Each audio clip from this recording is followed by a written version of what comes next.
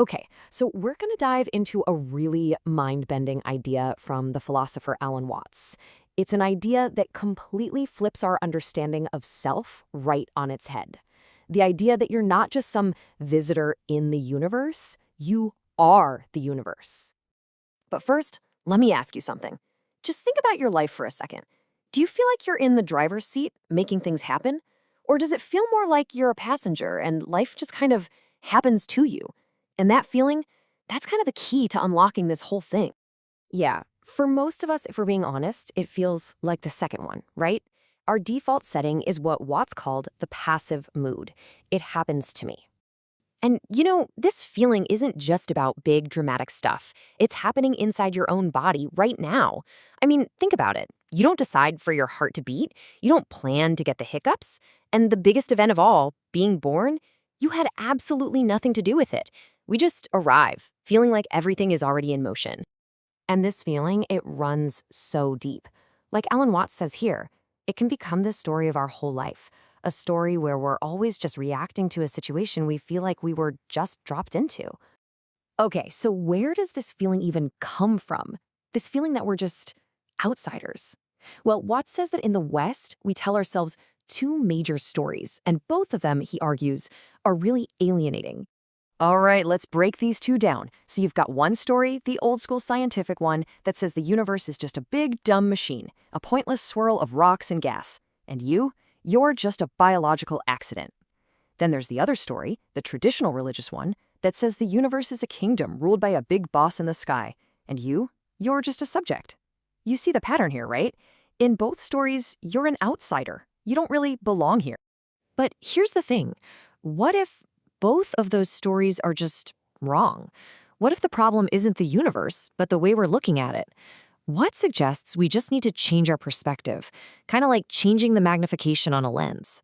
So, imagine you're looking at an old newspaper photo, but you're using a magnifying glass. You're zoomed way in. What do you see? Just a mess of separate, meaningless dots. There's no rhyme or reason, just chaos. And that's kind of how we normally see ourselves, as these isolated dots in a confusing world. But then you pull that magnifying glass away. You just step back a little, and all of a sudden, boom! Those random dots, they're not random at all. They form a human face, a complete, recognizable pattern.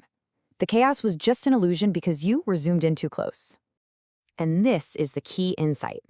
Think about it like this. If you looked at your own blood under a microscope, you'd see total chaos, right?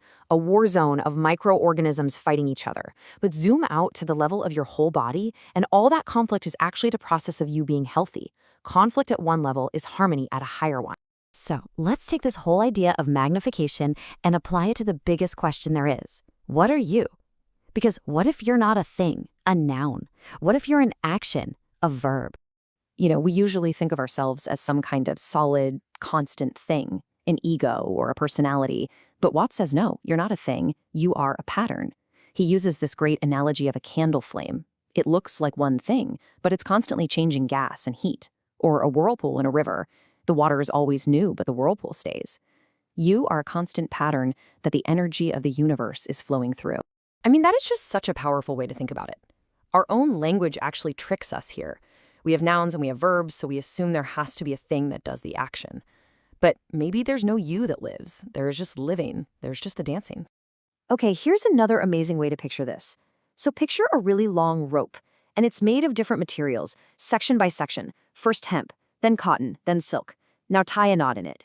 If you slide that knot down the rope, the material that makes up the knot is constantly changing, right? But we all still call it the same knot. That's you. You're the knot. You're the pattern, not the stuff that's just passing through.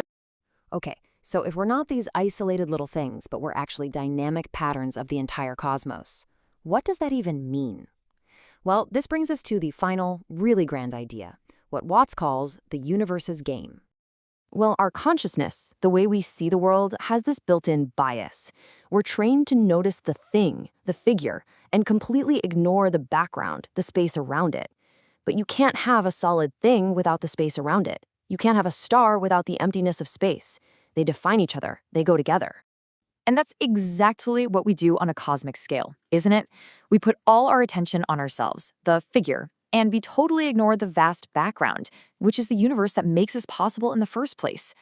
We forget that the organism and its environment are really just two sides of the very same coin. So this all leads to a really simple but, wow, incredibly powerful question that Alan Watts loved to ask. With all your focus on being this tiny, separate person, what did you forget? What is the huge, obvious thing you're just not seeing? Or let's take it even deeper. Who were you, really, before someone gave you a name, before they taught you who you were supposed to be? What is that fundamental self that's underneath all of that? And the answer, at least according to Watts, is that you forgot you're the whole shebang. You are the universe, just pretending to be this one little person for a while. And why? Because it's a game, a massive cosmic game of hide and seek, where the universe hides from itself by becoming all of us, just for the absolute thrill of waking up and finding itself all over again. And get this, it's not a one-way street. It isn't just that you need the environment to survive. The environment needs every single one of us to be what it is. The tiniest little organism is an event that the entire cosmos depends on. You're not just some passive thing that the universe made. You are helping create it, moment by moment. So we're going to leave you with this to think about. If you stop seeing yourself as this lonely little visitor who was just dropped into the world, and you start to actually feel that you are the universe experiencing itself, what really changes for you? How does that change the way you live?